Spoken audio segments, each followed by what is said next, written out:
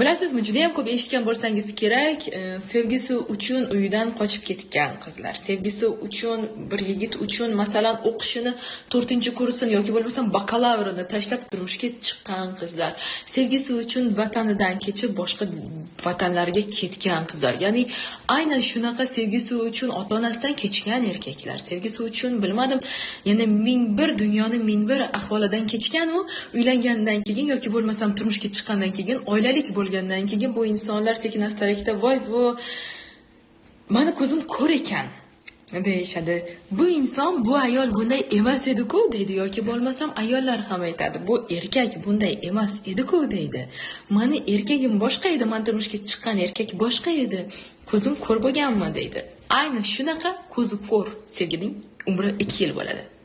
Turmushga chiqadi ayollar, erkaklar uylanadi, oilalik bo'ladi, undan keyin sekin-astalikda homilador bo'ladi ayollar, undan keyin erkaklar ham oilaga o'rganishni boshlaydi. Farzand tug'iladi yoki bo'lmasam homilador vaqtidan boshlab ana shu vaqtda sevgining ikkinchi etapi boshlanadi. Rozoviy ochkilarimiz hammasi yechiladi va sevgining ikkinchi umri boshlanadi.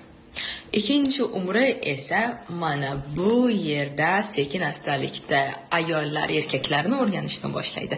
Erkaklar esa ayollarni. Ana shu yerda ayollar sekin-astalikda kurslarga qatnashishni boshlaydi.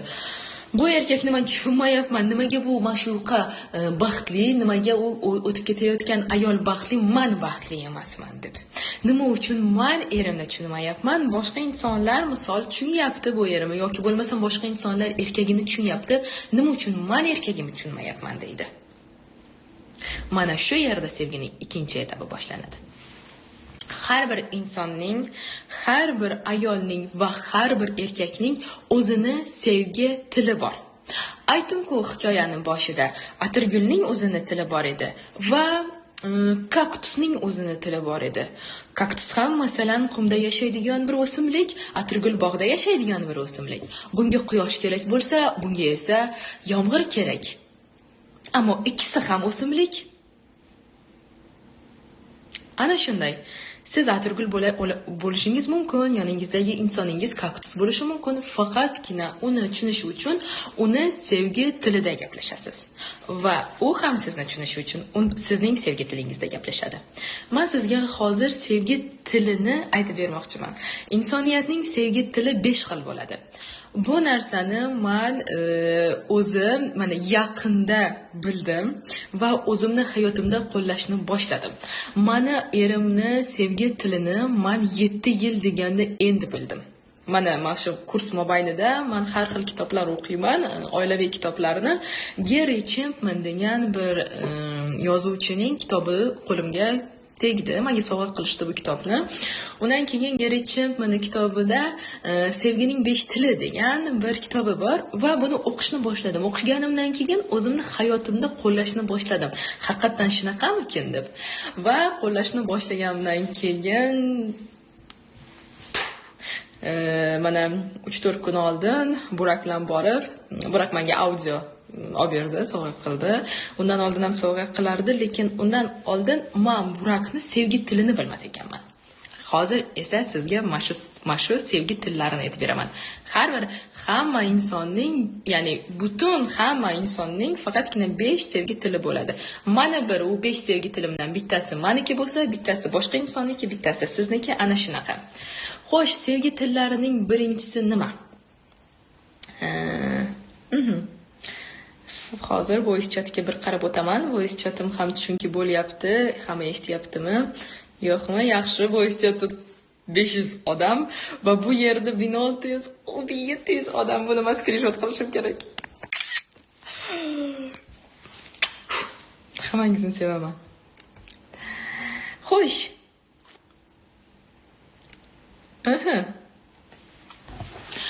Birinchi sevgi tili haqida aytmoqchiman. Birinchi sevgi tili bu ayollarda yoki bo'lmasam erkaklarda sovg'a berish tili. Bu nima? Masalan, ba'zi ayollar aytadi, meni erim sevmaydi deydi. Undan keyin so'rayman, sevgi o'zi nima? Sen uchun sevgi nima?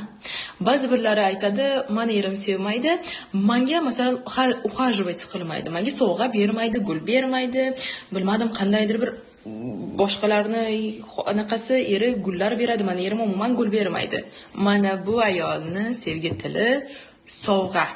Sovg'a bermaydi, ya'ni sovg'ani kutadigan ayollar yoki bo'lmasam sovg'ani kutadigan erkaklar. Sovg'a tili. Buni hozir yaxshilab ochaman. Bu birinchi tilimiz, birinchi insonlarning tili. Masalan, bir ayol aytadiki, meni erim sevmaydi yoki bo'lmasam bir erkak aytadi, meni ayolim sevmaydi.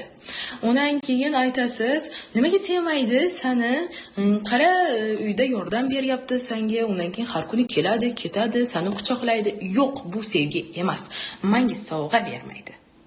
Mana bu insonning sevgi tili sovg'a. Yoki bo'lmasam erkaklar ham masalan aytishi mumkin, mana ayolim masalan menga tug'ilgan kunlarda e'tibor bermaydi, qandaydir sovg'a bermaydi, qayerga borib kelganida menga narsa olib kelmaydi deb, bu erkakning tili ham sovg'a. Bu birinchi til.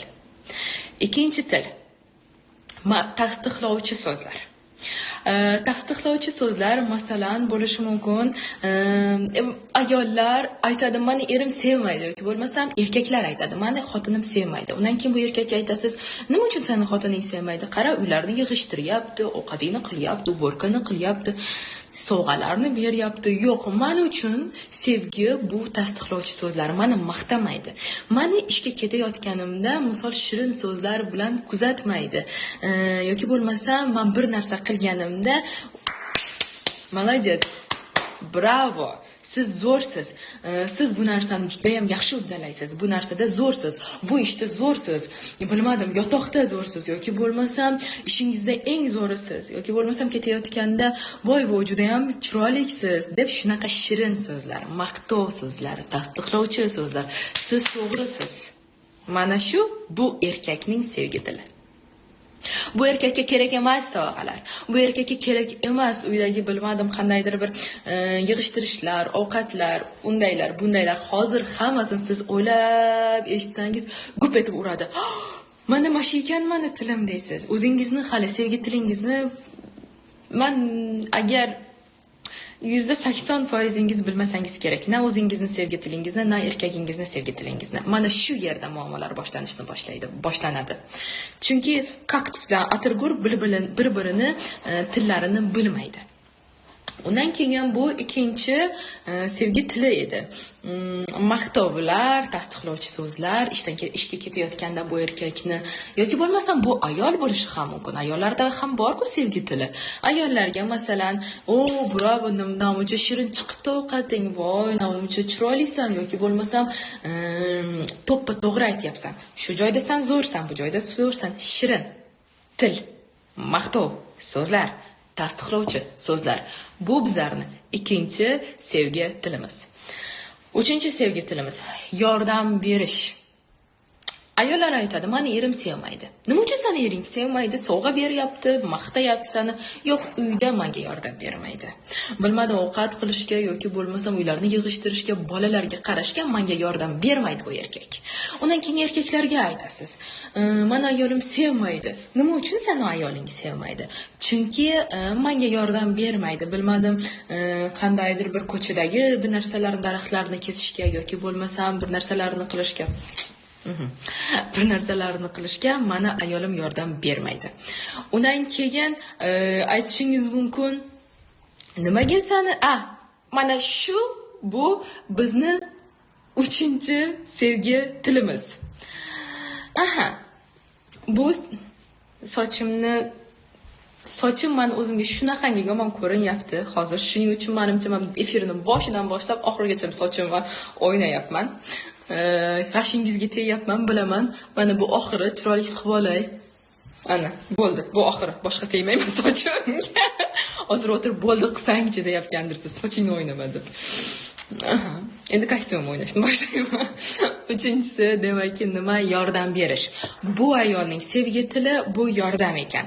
Masalan, yordam berayotganda aytishingiz mumkin, Mani erim yordam bermaydi uyda ovqat qilishga, bilmadim choy olib kelishga, uylarni yig'ishtirishga, hech narsada uyda yordam bermaydi. Mani erim sevmaydi.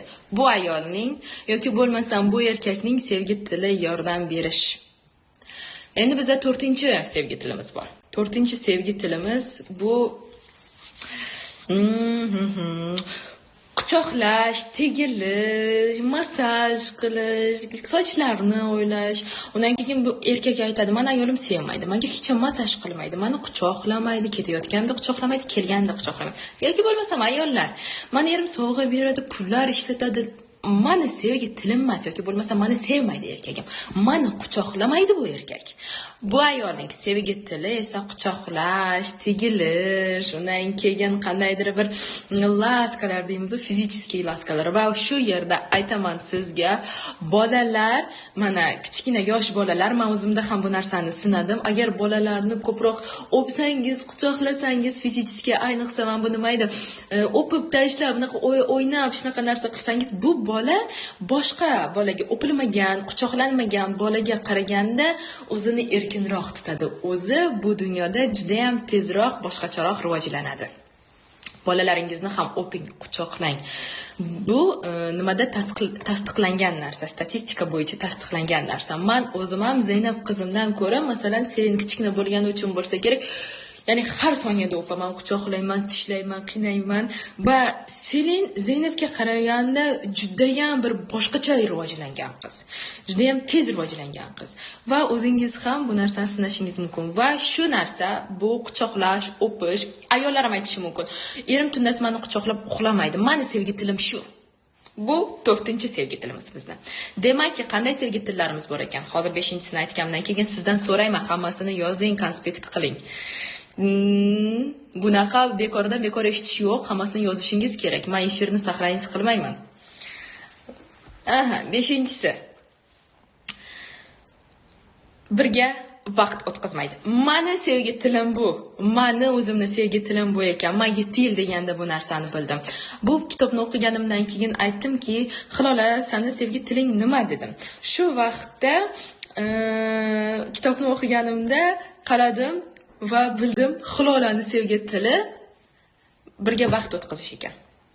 Men masalan Burakka qardim, aytaman, "Burak, davay birga vaqt o'tkazamiz, birga uni qilamiz, birga buni qilamiz." Undan keyin Burak esa menga sovg'a olib kelaveradi. Men o'zimni sevgi tilim sovg'a emas. Menga dunyoni mashinalarini sovg'a qilsin, dunyoni uylarini sovg'a qilsin, bu meni sevgi tilim emas. Men uchun bu erkak meni sevmaydi.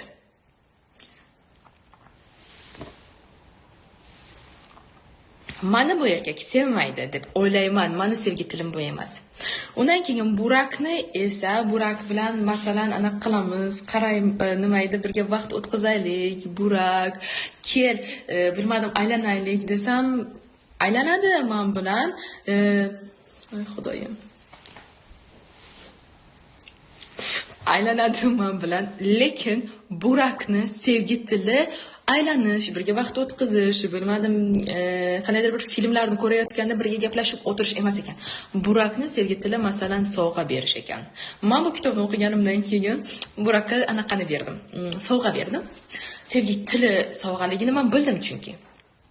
Voy, menimcha 3-4 kun hammaga maqtandi, mana dedi, ayolim sovg'a berdi. Bu erkakni sevgi tili sovg'a ekan. Mani sevgi tilim esa birga vaqt o'tkazish. Men bilan agar kimamdir menga qiziqib, ko'zlarimga qarab, meni eshitib, bilmadim, men bilan vaqt o'tkazib, yomg'irlarda birga aylanib, undan keyin quyoshlarga birga chiqib, undan keyin uyda kino ko'rib, birga suhbatlashib, o'tirib, suhbatlashsa, men bilan birga vaqt o'tkazsa, качественное время bu bo'ladi. Restoranga просто tak borib kelish emas, restoranga borgandan keyin birga gaplashib o'tirsa, bu meni sevgi tilim. Meni kenayimni sevgi tili, kenayim eshitmayotgan. Instagramda zapisni ochmoqman-ku, voy xudoyim. Voy xudoyim, Instagramda zapisni ochmoqman-ku. Instagram zapisni vashi ochmoqman, chiqib ketmang. 2000 odam Telegram demoqchi edim. Telegram zapisni ochmadim. Kimdadir zapisi agar bo'ladigan bo'lsa, yoqing zapisni. Anaqani oxirida, nima edi, kurs nimani oxirida, jonli efirning oxirida aytdim bu narsani, esimdan chiqibdi. 500 odam